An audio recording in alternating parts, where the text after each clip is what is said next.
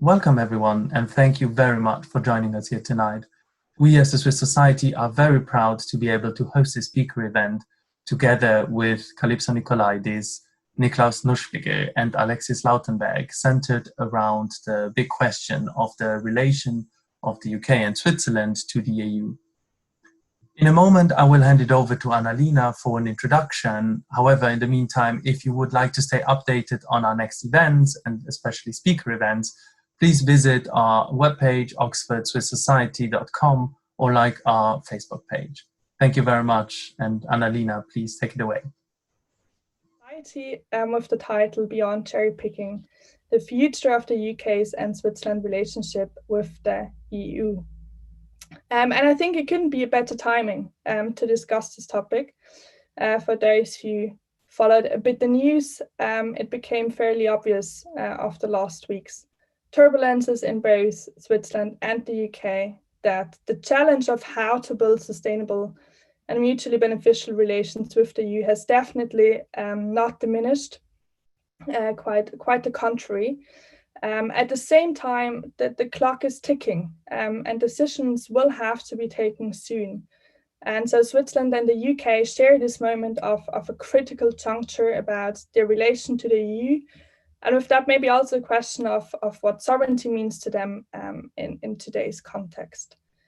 And Lord Peter Ricketts, who is a crossbench in the House of Lords, he called it the biggest moment of strategic change since 1945 in Europe. And whether one agrees or not with this, I would say, very dramatic picture, I think we need to be aware that the decisions taken in the next couple of months will not only shape the design of these relationships in legal terms and just until 2022 maybe, but it also shapes the European experience. It shapes what it means in practical and maybe also symbolical ways to be British, Swiss, and European. And I would say it lays the base for the future, for our future students, for our futures international people, and the future maybe also of the upcoming generation as citizens of Europe in some or the other way. And so I think this just stresses the importance of exchanges like today on the current challenges, but also on the opportunities of this critical juncture and of this future relationships. And I'm more than happy, and I think we could not wish for better experts than we have here today to discuss these questions. And so I would like to welcome Kalypso Nicolaïdis first, who is a professor for international relations here in Oxford. And I don't know if you, Kalypso, sleep at all. I'm wondering sometimes. You must know she's not only the absolute EU and Brexit expert here, and does attend a lot of discussions and has a lot of projects going on, but also teaches with great passion. She has worked with numerous EU institutions on policy projects and published also a new book last year that is called Exodus, Reckoning Sacrifice, 3 Meanings of Brexit, where she very skillfully explores the competing visions that have clashed over the meaning of Brexit. So welcome, Kalypso. I would also like to warmly welcome Alexis Lautenberg, who joins us from Switzerland. Mr. Lautenberg is a long-service Swiss diplomat who represented Switzerland as an ambassador at the most important posts in Europe, such as London, for example. But importantly for us, he was the Swiss ambassador to the EU between 1993 and 1999. And you must know this was a very delicate phase, since it was just after the Swiss rejection to join the European Economic Area in 1992. And so he and together with his colleagues, they were in this situation of a mission impossible to form agreements that could be supported by all sides in a very deeply divided setting of Swiss politics on the question of Europe. So welcome, Alexis Lautenberg. Great to have you with us today. Thank you. And last but definitely not least, I very, very warmly welcome Niklaus Nuspliger, who currently is the political correspondent for the Swiss daily Neue Zürcher Zeitung in London. And before coming to the UK, he was the political correspondent in Brussels and published a book about his observations and analysis of the European democracy crisis and also possible ways out of it. And the book is called Europe Between Populist Dictatorship and Bureaucratic Rule. It's a fantastic book. I can only recommend it. And luckily for us, he does brilliantly knows the discourses, the challenges and opportunities of this triangle like the back of his hand. And with that hand, maybe, I will hand over to you, Niklaus. You're providing us with some food for thought first, and then leading us through this discussion, first in form of the panel, and then open up to everyone. So many thanks for that, Niklaus. Thank you very much, Annalena, for this extremely kind introduction. And also good evening and welcome from my side here in London.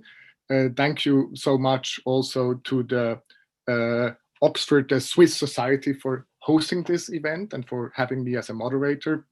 As Annalena said, I've only recently moved to the UK during this pandemic, which is, as you can imagine, a challenging moment to move internationally. And before that, I was in Brussels for over 6 years, obviously working already there on Brexit and also on Swiss-EU relations. And as Annalena said, it is a very timely moment for this debate, of course, even though I also have to say, over the last year, we often thought, like the Swiss-EU relations are at a critical juncture, or like Brexit, this is the decisive moment. But this time it actually seems to be true because in any case, in the British case, there is the clock is actually ticking, and at the end of this year, the transition period will come to an end.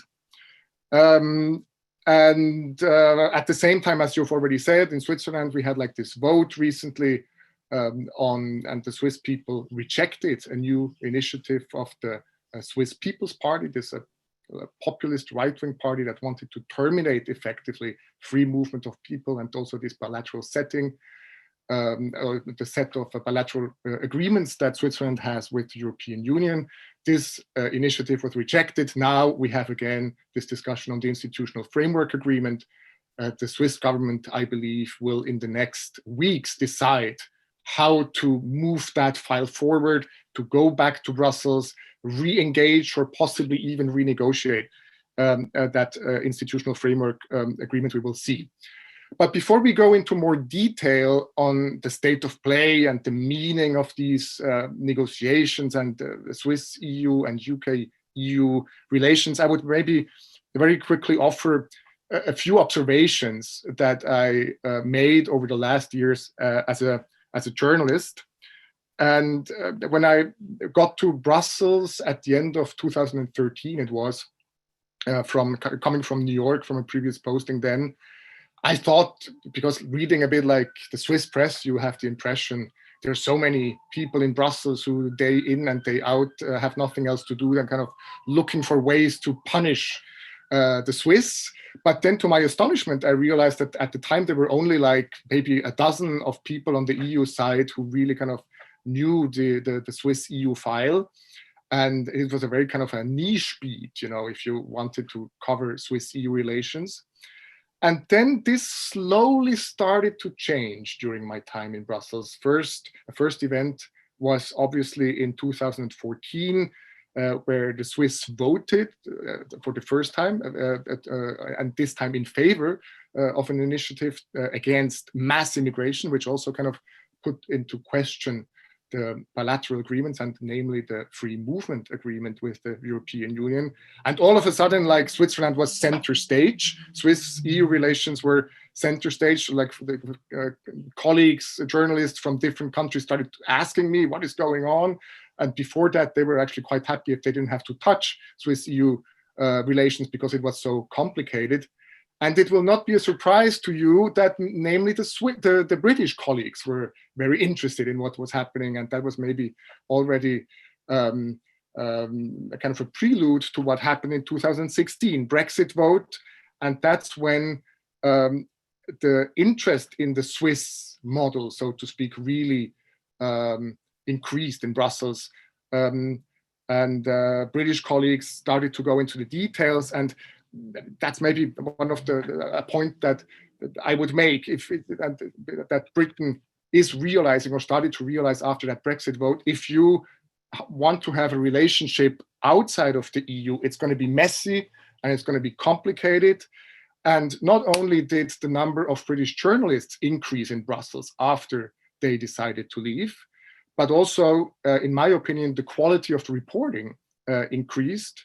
And for example, we always say in Switzerland, you can outsource correspondence for Swiss newspapers to colleagues who work for German newspapers in many locations in Latin America, Africa.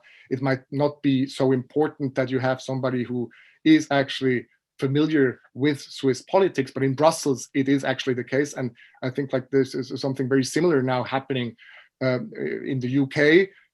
You try to go away from the EU, but at the same time the EU becomes more important, and you have to kind of engage in a very different way. And then secondly, maybe I would argue that Brexit somehow created a political ménage à trois between Switzerland, the UK, and the European Union or Brussels. And all of a sudden, people in London were starting to look very closely at what the Swiss were negotiating in this institutional framework agreement. And in Switzerland, like politicians were looking into these Brexit negotiations, always hoping that maybe the strong Brits would be able to get a deal that might ultimately also be beneficial for the Swiss. And of course, like the officials in the Commission also became very much aware of these political links. Of course, on the record, they would tell us journalists always, these files are completely separate. There are no links. But off the record, everybody acknowledged that both files were politically linked. And this probably made also things much more difficult for the Swiss. And so if you start wondering, and that's maybe my final point, why these files are politically linked, I would say that Switzerland and the UK probably face a similar trade-off.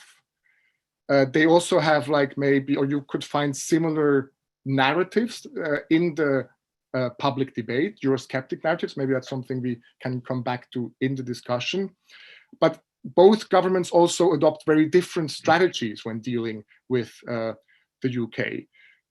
The trade-off is basically, you want to maximize your economic access or your economic benefit, the access to the European market, while at the same time also minimize the loss of sovereignty or maintain a high degree of national democratic decision-making power. But then, of course, if you talk to people who are involved in negotiations in the UK now, they also say, well, the Swiss made a very different choice. They're staying in parts of the single market. I think we will get into that in more details. So maybe the parallels are de facto increasingly less important the more distant the relationship is that the UK is seeking with the European Union. But one thing that I always thought was remarkable as a journalist is when you look at how the Brits and how the Swiss negotiate with the EU. In the UK, if you only look at the last weeks and months, there was so much theatrics. There was a very bold approach with threats and ultimatums. There was this row over the single market bill. And the Swiss always have a very different approach. They, in a way, try to be clever. They try to buy time, postpone things. For example, this institutional framework agreement was already adopted at the end of 2018. So negotiated more than two years ago. The Swiss tried to fly a bit under the radar, maybe so to speak. And so I sometimes hear voices here in the UK who say, well, how did the Swiss manage to be so clever and to kind of, get the deal that they did get in the end. How was it possible? But at the same time, I get a lot of feedback also from readers in Switzerland when we do report at Neue Zürcher Zeitung about Brexit, and they say we would need a man like Boris Johnson who goes to Brussels and tells these unelected Brussels bureaucrats, how we're going to walk away from the negotiations. And so I feel there's, like, in a way, admiration on both sides for the other's approach. We will see, I guess, in the coming weeks and months, which approach and which country will be in what way successful in these negotiations. But before that, I think I would like to now enter the actual panel discussion and welcome Ambassador Lautenberg and Professor Kalypso Nicolaïdis here also from my side on Zoom. And we said we're going to structure this discussion maybe into 3 parts. The first might maybe be what are the main challenges in the design of the EU-UK and the Swiss-UK relationships. Then we would maybe look at the similarities between these 2 approaches and these 2 negotiation files, maybe also into the differences. And then at the end, maybe kind of look more into the future. What would be an optimal outcome if we try to maybe abstract from the current role, abstract from the current difficulties of the negotiations? Where would we want these relationships to be in, let's maybe say, 10 years? And maybe I would like to start with you, Alexis Lautenberg. If you could maybe bring us a little bit up to speed and tell us about, the main challenges in the design of the Swiss-EU relationships. What are the issues? What are the problems with this institutional framework agreement? And why, in a way, are the current bilateral relations that we have not good enough? Yeah, good evening. And first of all, I'd like to thank Anna and Alina for having involved me. I'm looking forward to this discussion with Kalypso, with Niklaus, and with all the participants in this Zoom. Well, I would maybe start with the beginning, that is the day after the famous rejection by the Swiss people of the participation in the EEA agreement, because already there you probably see the big difference between Switzerland then and the UK now.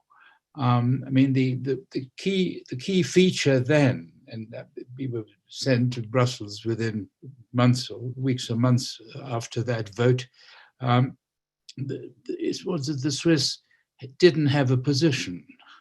I mean, the government didn't have a position, the parliament didn't have a position, and the public was deeply divided. I mean, there were some people who said we should have a second vote on the EEA, and one has to add also, because the margin of that vote was absolutely minimal.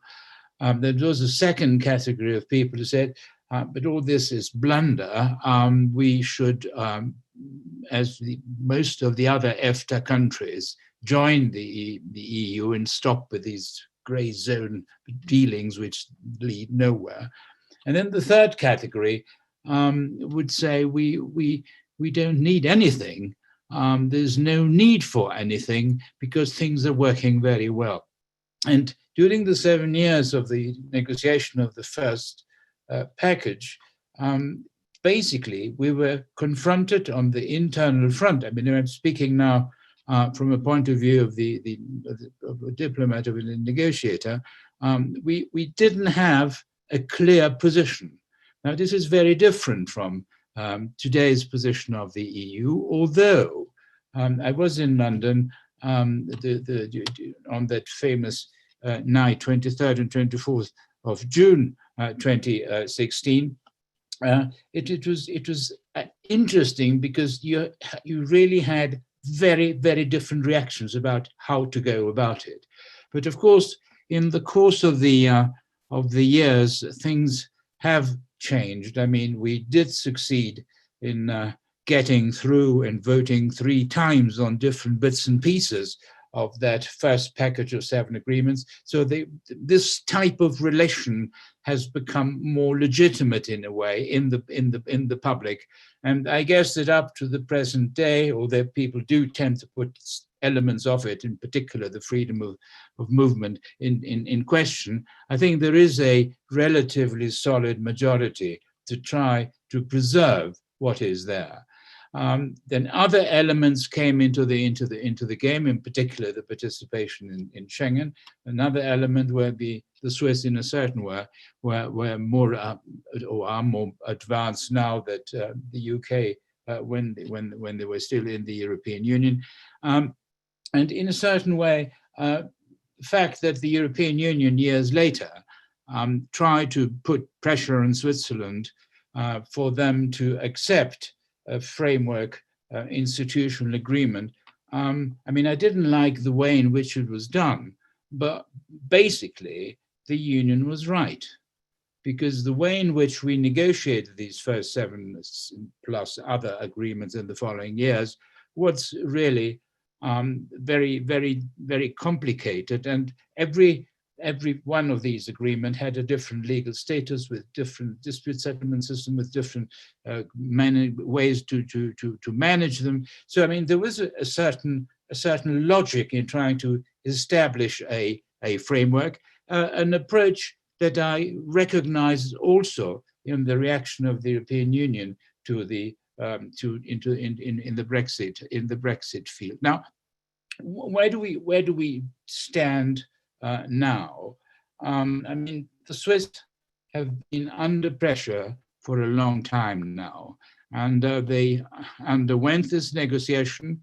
The negotiators agreed on a text, but the country again was rather divided, and the government was divided, and Parliament was divided on whether one should accept this type of a framework agreement. And basically, if I really put it down to the bottom line of the whole thing, it's not so much the fact that one tries to develop a closer institutional and contractual relation. It's more the way in which this whole thing is laid out, it is being managed. And then there is one very important point, and I'll stop after that one, because this leads us directly to the position of the UK.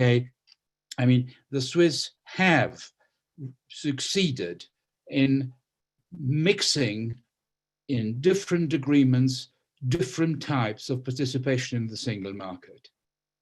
We have a string of agreements where we participate entirely in the single market, and others where we are not. And the delicacy and the challenging part of the managing of these negotiations now is, how do you fit into a same framework agreements, present and future ones, that have a very, very different nature from an institutional point of view? I mean, I just stop here by saying, basically, this framework agreement was launched simply with the agreement. If the Swiss want to have a continued full market access, they have to accept the further development of that legislation in that field, and they have to accept basically the interpretation, a legal interpretation of these agreements as things go forward. And there is a propensity on the side of the European Union to say, well, they have to more or less accept everything we're doing. And this is something where the Swiss are quite sensitive, and they don't really like to be pushed in a city. And to answer your question, Niklaus, I don't know how this is going to go in the nearer future. I honestly don't know. I'm not sure, and maybe I'll really finish with that. I'm not sure that the proximity of the British and sort of relation and negotiations at this phase is really helping us, because it is my firm personal view that we have, even if we have tensions on the institutional side, I think we have a pretty solid acquis in our relations, in particular the freedom of movement of persons, which is the backbone of the whole thing. And from that point of view, I think we are basically in a solid position. Thank you so much, Alexis. Just very briefly, before I then go over to the UK side, why exactly, what would happen if the Swiss decided we're just gonna, not adopt like this institutional framework agreement? We just want to remain with the status quo. Can you basically quickly say there's this threat of erosion of the bilateral path? If you can very quickly address that. Yes, I think it is easy to describe in general terms, but then of course it varies enormously in the various sectors. Generally speaking, nothing is going to happen in the short term. Where it will really begin to hurt is one agreement that I think the Brits should go for, but they haven't sort of really gone on it, which is the MRA agreement on goods, the mutual recognition agreement on goods with the union. And this is an area where the technical and scientific development progresses very, very fast. And if there is no automatic adaptation, our industry will be touched in a very negative way.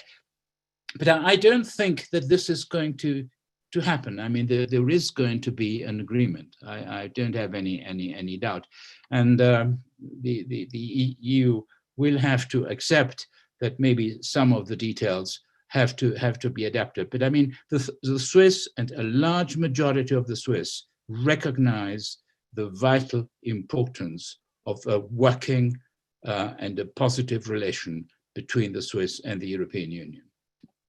All right, thank you so much. So basically the status quo that we have enjoyed for now is not in offer anymore. And so that's why we need to, in a way, to update these relations. So maybe if I can turn to Kalypso, and maybe you could bring us up to speed a bit. Where do we stand on the EU-UK negotiations? I mean, we're basically now only talking about quite a skinny free trade agreement, so it's quite a different, so maybe a different relationship than people might have anticipated some months or years ago, or even like exiting under WTO terms. So basically a no deal, even after obviously there was this the Brexit agreement already concluded last year. So why is it so challenging in a way for the EU and the UK to find a settlement for their future relationship? You have to unmute yourself.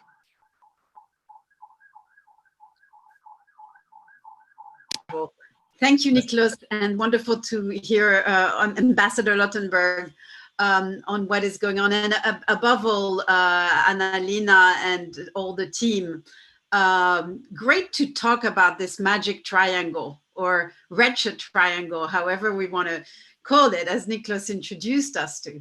And I think that seeing the Brexit negotiation through the angle of the parallel with Switzerland is a really fascinating and important exercise, not just for us academics, in our ivory tower, although many of us get very involved in these negotiations, but also, as you were describing, both of you, because there was a thirst for models and throughout.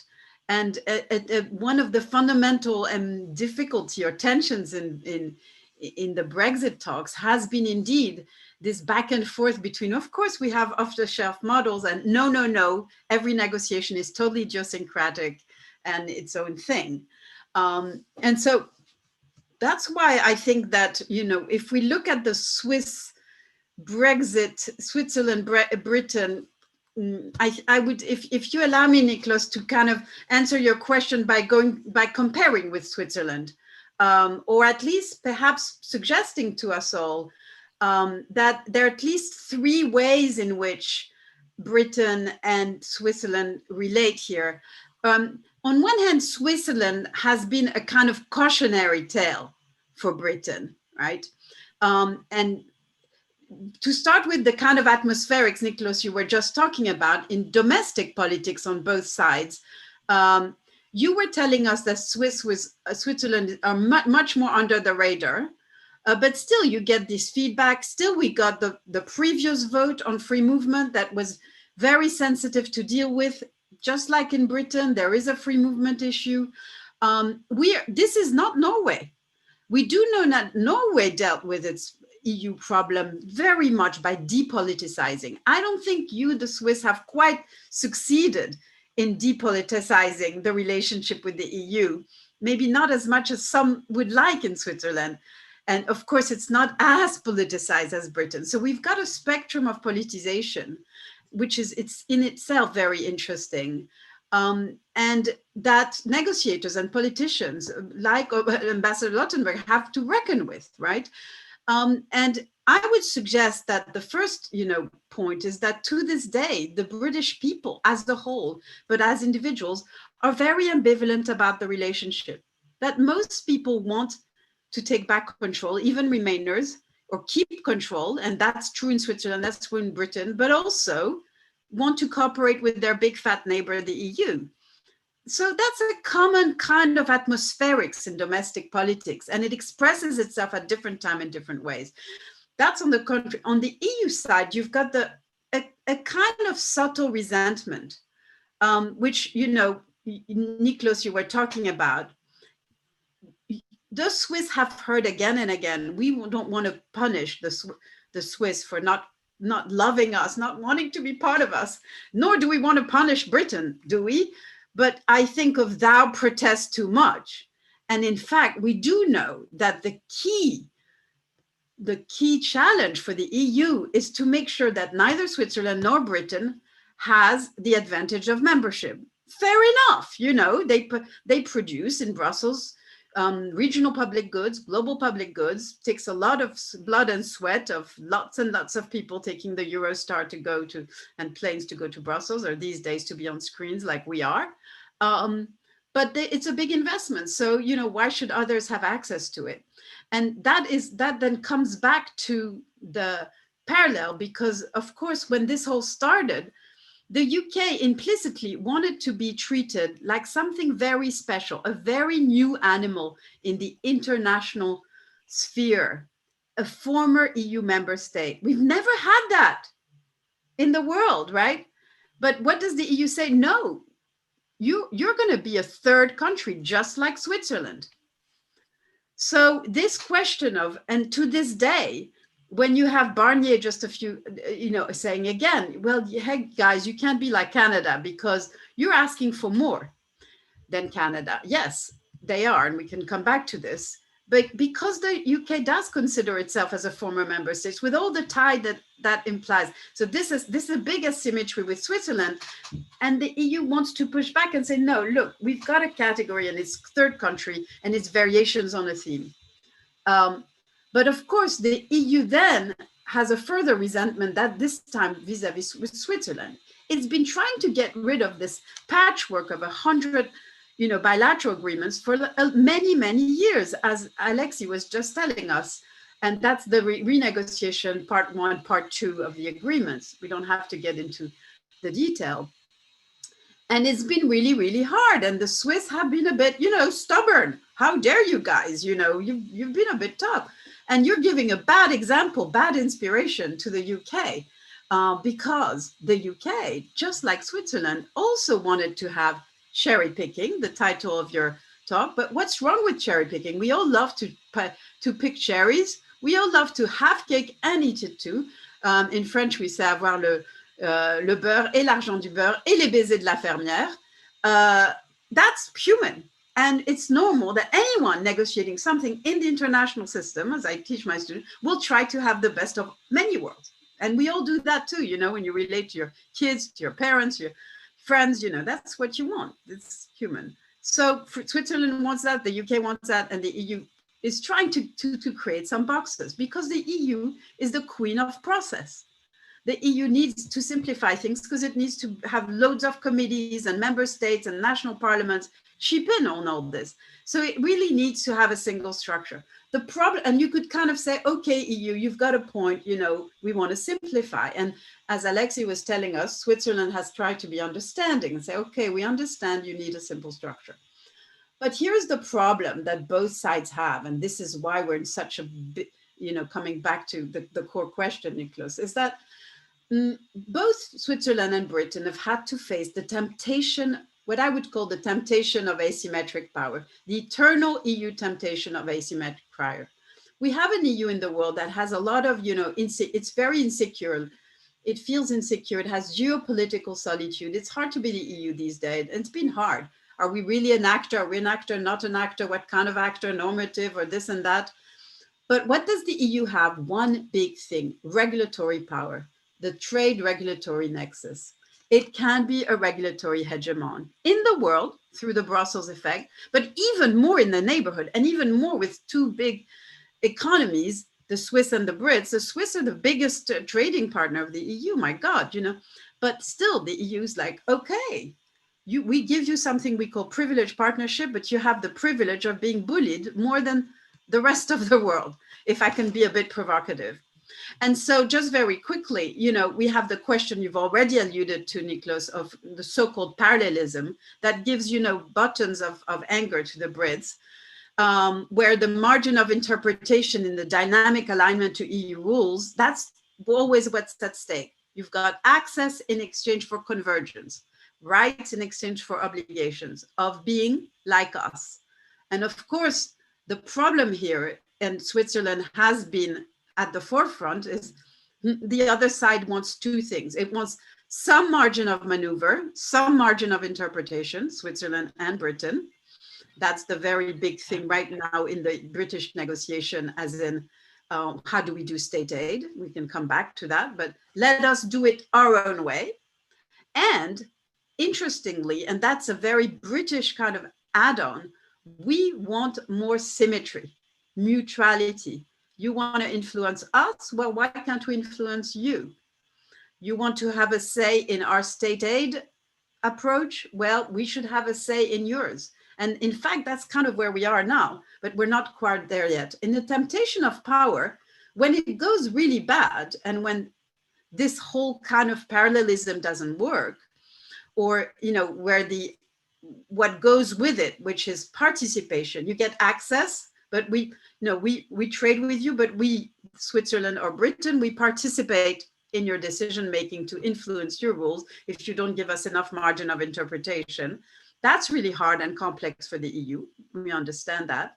So when all of this little package of access for convergence and participation, how this works to give margins of freedom to the other side, well, what do we have? Dispute settlement. As Alexis was saying, a big issue in the Swiss negotiation, a very big issue with the Brits, because everything that the Swiss side is a bit allergic to, the UK is super allergic to. So we have ECJ, you know, the Swiss are accepting partial ECJ jurisdiction. The UK is like, no, absolutely not, vampire. But then the EU is saying, well, at least what we want is to be able to flex our muscles, cross retaliation. And this is where the cautionary tale for Britain is perhaps one of the biggest sore point. What happened with Switzerland when the free movement was contested with the referendum, and when the EU said, okay, we retaliate somewhere else on financial services. That's called cross retaliation across sectors. And the Brits, you know what? They saw that and they remember that. And they're like, whoa, we don't want this in the future. We don't want you to have too much of a margin of cross retaliation like you did with the Swiss. Now the Europeans are saying, well, come on, we're not that bad. And we did it once, but we don't want to even do it to the Swiss again. But, you know, Britain is wary about this cross retaliation because it can see that this is where the EU can really exercise, you know, its power. So and of course it's the so-called guillotine clause in the Swiss agreement. I'd love to hear Alexis and Niklaus more on this, and anyone else in the room. How do we think about this? How do we think of the EU granting unilateral equivalence and exercising power there?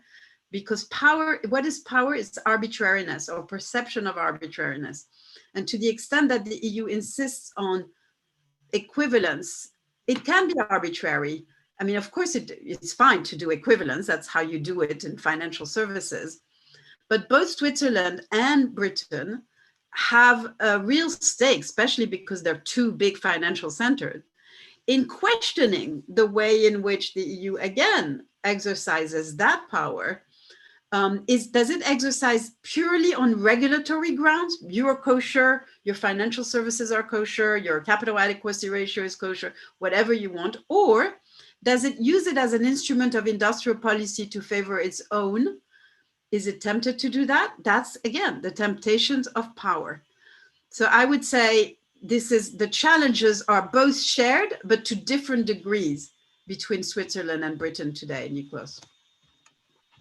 Thank you so much, Kalypso. You were really brought us into the heart of the debate. But I would just very briefly want to ask you before we go then maybe into more details of what you said about guillotine clause, ECJ, and so on.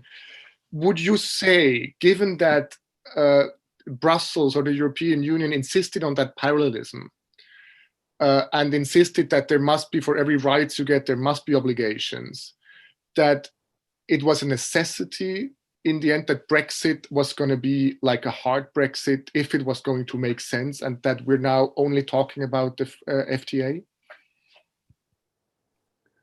Many of us said that analytically at the beginning, that, you know, if you're going to do the super costly thing that is called Brexit, which is different from not entering the EU as the Swiss did, it's about breaking ties, and this is very costly, then you might as well not get the worst of all worlds, pay without say, which is kind of very much where Norway is. You know, in political theory, we call this domination. I mean, there is a great extent of domination. And so you might as well be actually free and benefit from your freedom, for instance, in new technologies. You know, the UK is hoping that at least in, say, AI, big data, certain area where the EU is not nimble enough and flexible enough to adapt, maybe it will do better by developing new rules. There's also some of this argument in finance. So I think it did make sense to some extent to say, well, if you're going to Brexit, you're going to Brexit for real. Some of us, I mean, I felt very schizophrenic to be fair here. It's funny to say these words when you have many wonderful participants who are going to say, but I did. I mean, I could make this reasoning in the abstract, but at the same time, I have been advocating, you know, as close a relation as possible, because, and we'll get to that, because if you diverge too much, you know, how in 20 years time will my children, you know, try to bring Britain back into the EU? So I'm very schizophrenic about this question, Niklaus. Wonderful. Okay. Well, not wonderful that you feel schizophrenic, but thank you for your answer. And I would like to go back to Alexis, and maybe let's go now a bit more into the details of these negotiations. I mean, we said the ECJ is an issue. You know, to what extent does the European Court of Justice have the competence to rule? Is that something that comes out, or kind of dispute resolution comes up in both negotiations, even though there might be a difference, you know, whether you are part or at least partially participating in a single market, or if you explicitly are looking for a relationship outside the single market. Another question that now has gotten even more prominence is like state aid, especially here in the UK. That's also one of the sticking points in the institutional framework agreement. So maybe you can walk us through these the similarities and differences, Alexis, and if you also want to address Kalypso's point of the guillotine clause.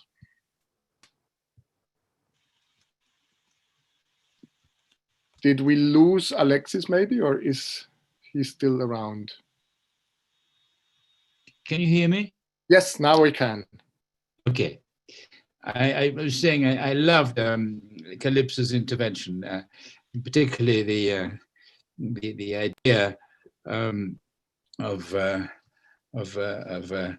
the regulatory hegemon, which is absolutely true. Let me make maybe two or three comments. I think that one has to be a little bit careful when talking about cross-retaliation and equivalence, because I mean, cross-retaliation, and also from an international contractual law point of view, retaliation can be applied if it's part of the system as a reaction to a damage that has been created to another party. In the specific case that the Swiss have been experiencing, this was not a cross-retaliation. It was much worse. What happened is that the Commission denied the recognition of the determination of equivalence in a certain Swiss regulatory sphere of the exchanges, but equivalence has been used, as the French would say, à tort et à travers. I mean, there is a narrow definition of equivalence, and this is where the whole thing came from. The equivalence is the procedure applied by the Commission in certain legal acts in the area of financial services, mainly there where there is a third country provision. They have then said, we don't grant you the equivalence because you're not ready to conclude this agreement. But I mean, this is nothing to do with the equivalence. I mean, they interpret, of course, the equivalence in a wider sense. And from that point of view, the experience with the UK now over the last 3 years has been very problematic, because the equivalence has moved from a technical device to be applied in specific circumstances to a tool of trade policy. And I think this is, and in the perception, particularly in the UK, equivalence is a form of bilateral cooperation. But this is not the case. I think one must really separate very, very neatly these various concepts. The other point about the guillotine, I don't think that guillotine is a mechanism that is used very often. In the specific case of the first package between Switzerland and the Union, the guillotine was invented because Brussels was fearing that at some point the Swiss would vote down the freedom of movement, and hence that the whole balance of that package would actually fall apart. And in a certain way, I mean, also in the internal debate in Switzerland, I realize that I didn't make myself very, very popular by saying that, but the existence of the guillotine has probably secured the survival of the first package. I mean, this is the reality, you see. So I mean, this is a device which had its logic in a system of direct democracy. I would probably say we go back to Kalypso in that case. I mean, one thing that I've been wondering, I mean, you wrote your book titled Exodus, Reckoning Sacrifice. Would you say these concepts also apply in a certain way to this, or can we use these concepts to describe the Swiss way or path or problem with the European Union? Or is it fundamentally different? Because as you say, it's not an exodus, it's actually kind of somebody who never really wanted to join. And maybe also expanding on that, do you think that the reasons for that Euroscepticism might be similar? I mean, is it like I mean, is there something about, you know, democracy? Is there something about, in a way, kind of perceiving the European Union as an empire that both of these countries, despite having completely different histories and cultures that they share? Now I see Alexis back, but now I already asked a question to Kalypso. Can you hear us? And Yes, Alexis, I mean, go ahead. I think that Alexis, you know, your developments on equivalence is very, very important, because this is the kind of slow drift. When you have power, you use it. And I have asked, you know, Commission officials, why are you drifting in this technical thing, equivalence, now using it as a trade instrument, even an industrial policy instrument? You know, that's kind of not right. That's not the spirit of it all. And they're like, and I've had an answer once very high up, because we can. And that's, you know, what you do. When you can, you do. Okay, be that as it may, Niklaus just asked me very kindly, referring to the book, and any author will love to have a reference to their plug, you know, and I just had I thought my book had been completely forgotten because it was published more than a year ago, and my God, we've had COVID since then. Nobody's interested in Brexit anymore, are they? But they are, and you are. And apparently it's still the bestseller in Brussels these days. And indeed, I haven't quite thought about this exactly, but let me just give it a shot, Niklaus, because you really gave me the hint here. So what do Exodus, each of those allusions to kind of mythical themes help us think about how the EU sees Switzerland, Britain. So Exodus, yes, of course, in the British case, it's let the people go, you know, to the land of milk and honey. I mean, the parallel is brilliant, but not, you know, anyway, it works. But the underlying Exodus is a double thing. It's the EU saying it's your problem. You know, Moses, you want to leave Egypt and you're going to be in the desert and in the wilderness, it's your problem. Switzerland, you're in the desert and the wilderness, you're not part of it, it's your problem. So that's common. And what is common is also what is happening. Why?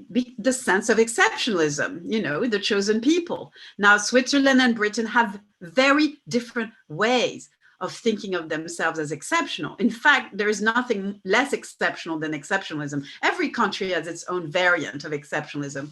But these two, you know, pretty rich country, pretty posh countries, you know, well off, a certain sense of superiority, and we don't really need the other Europeans, but at the same time, a kind of basic decency, really good government, each a claim to have invented democracy or a version thereof, you know, Westminster democracy, direct democracy. Whoa, and I'm like, hey, what about the Greeks here? But, you know, they came before. But anyway, so, and we could go on and on. So there is a kind of a variance on exceptionalism underlying the Exodus. And the question becomes for the EU, can you accommodate exceptionalism both in your midst, because if it had been able to do it for Britain, would never have left, and there will be more and more of this challenge, and also at your margins. And that's a great challenge for the EU. But I would say, you know, in the book, yes, there is Exodus, but the reckoning is clearly as important for both. Reckoning is about, no, EU, don't say it's the Swiss problem, it's the British problem. It's your problem. There's some challenge there. And just after the vote, it was very present and then became forgotten. But I think, I mean the Brexit vote, but I think the Swiss are also in their own ways challenging the EU to come to a reckoning, to see uncomfortable truth about its own process. I'm for tough love. I'm a very pro-EU, I always remain, etc. But I'm also very critical of the EU. And of course, the EU has a problem with ownership, with democracy, with a sense of by its people that they have, that the EU belongs to them and they belong to the EU. And with facing some of the difficult questions like free movement. You know, the UK and the EU and Switzerland are not the only ones to have problems with free movement, when there is asymmetry of wealth, asymmetry of attractiveness. The EU was not conceived for that asymmetry with 6 countries at the beginning. And these problems are going to come back and come back.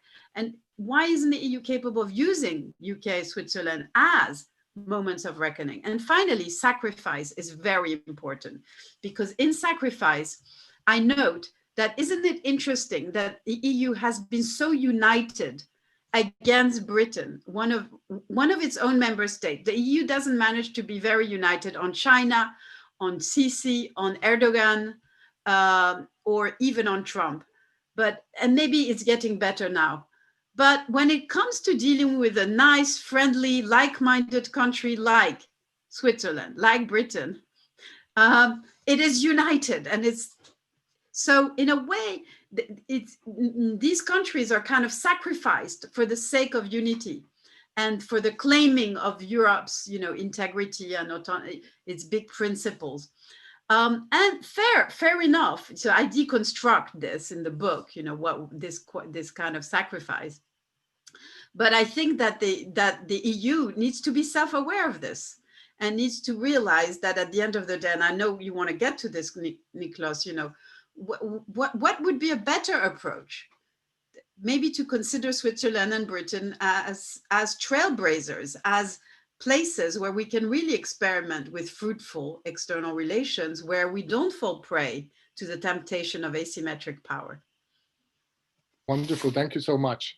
So I would also, it's now 7 o'clock, and I think this is also a good time to open the debate to the audience. If anybody does have a question, you can either write the question in the chat and I will read it out, or you're also very welcome to raise your hand, and then one of the co-hosts will probably let you in. Or at the moment, I don't see any hands yet, so I would maybe give the floor quickly to Alexis to react on that, and maybe expand on what Kalypso just said about where would you see like an optimal relationship? Where should the Swiss-EU relationship end?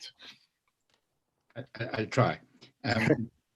Let me put forward 1 or 2 points because I was interrupted because of the system. Yes. I think what is important, because this legal dimension, the institutional dimension comes up and again. I mean, what is very important for the 2 countries to understand is the distinction between full market access on the one hand and third-party regime on the other. And we've been trying to mix it, but in those areas where we are fully access, we have another institution and legal system. It's very, very important. I think that on the British side, in a certain way, particularly I would say over the last 2 years, there was a sort of a relatively clear position of sovereign versus market access, and where sovereignty seemed to weight more than the market access. In the Swiss case, I think the Swiss are very pragmatic, and they would in any case put the priority on the pragmatism. But the other thing which I think is very, very important is that is what you said, Kalypso, which is so important. It's the trade-off between convergence and divergence from a regulatory point of view. I mean, this is really the key. The Swiss, after the famous vote of '92, introduced an informal device that in any piece of proposed legislation, there must be a paragraph in case that proposed legislation diverges significantly from the EU legislation. So there is a built-in in the system, a basic consensus about convergence, which is not identical, just convergent. I think this is extremely important for the continued debate in Switzerland and in the UK. And finally, I would like to make one comment, which for me is very, very very important. I mean, I'm actually quite old, and I've been in the business since the beginning of the 70s, and the external context in which we operated and we negotiated was very different from what we see now. We are not only thinking of the present American administration. I mean, the trend has started earlier than that, but of course, the present administration hasn't helped. But the point is that what we are witnessing now are larger aggregation of powers. And an economy like the Swiss, even if the Swiss are very strong at all levels, it is a limited economy. And for the UK, a country that I was partly brought up in, which I really know well, the UK is not much bigger from that point of view in terms of the economic weight. It's an illusion to believe that at a moment in which WTO is falling apart, that you can swim freely in the open sea. I mean, I think the British will have to come to terms to some sort of cooperation with the Union, and the Swiss will never. I mean, we have to, even if I compare what we've done over the last 20, 30 years, we'll probably have to come back and give in as far as our sovereignty to a point, simply because we have to maximize our toolbox in terms of trade policy. I'll stop here. And with these words, we would like to thank all our speakers, Kalypso Nicolaïdis, Alexis Lautenberg, and Niklaus Nuspliger, for the excellent talk and for the very interesting and informative discussion. Another big thank you goes out to Annalena for organizing most of tonight's evening. So thank you very much for that. And thank you all for joining us tonight. If you're interested in more, please visit our webpage, oxfordswisssociety.com, or like us on Facebook, and see you very, very soon. Bye-bye.